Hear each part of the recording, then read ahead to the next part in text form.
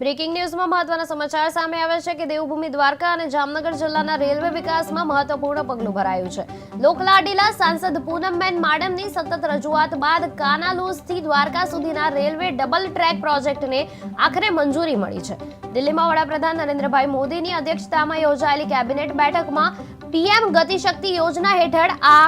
રૂપિયા 1474 કરોડના multi modal development પ્રોજેક્ટને લીલી ઝંડી અપાઈ છે। ત્યારે આ નિર્ણયથી દ્વારકા ધામે આવતા લાખો યાત્રાળુઓને સુવિધા મળશે અને સમગ્ર રેલવે ઇન્ફ્રાસ્ટ્રક્ચરમાં ઝડપી વિકાસ થશે। પ્રમાણે જામનગર અને દ્વારકા જિલ્લાને કનેક્ટિવિટીની દ્રષ્ટિથી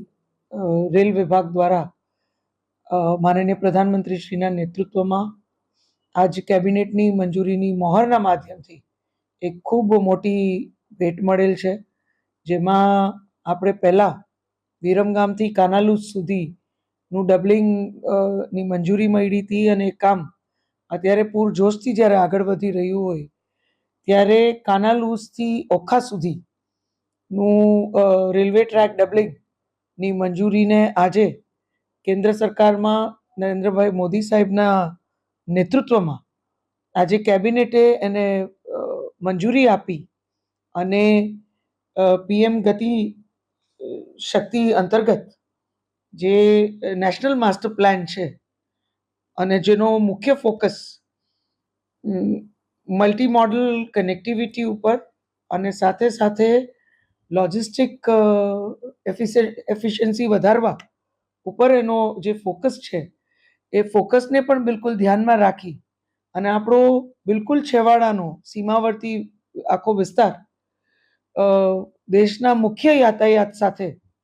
ખૂબ સારી રીતે જોડાઈ શકે એ પ્રકારની વ્યવસ્થા ઊભી કરવાના ઉદ્દેશ્યથી યાત્રાધામનો પણ વધુ વિકાસ થાય અને યાત્રાધામમાં જે યાત્રાળુઓ આખા દેશમાંથી ને વિશ્વમાંથી આવતા હોય છે એને પણ કોઈ કનેક્ટિવિટીના ઇસ્યુ ના થાય એ પણ ધ્યાનમાં રાખી અને કાનાલુસથી ઓખા સુધીનું લગભગ અપ્રોક્સ 159 કિલોમીટર્સ નો આખો ડબલિંગ ટ્રેક રેલવે ડબલિંગ ટ્રેકની મંજૂરી આપવામાં આવી છે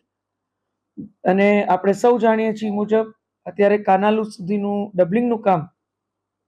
રેલ વિભાગ દ્વારા ખૂબ સારી રીતે અને પૂરજોશથી એ કામ આગળ વધી રહ્યું છે। એનું કમ્પ્લીશનનું જે પ્રોજેક્શન છે એ લગભગ આવતા વર્ષે એટલે કે 2026માં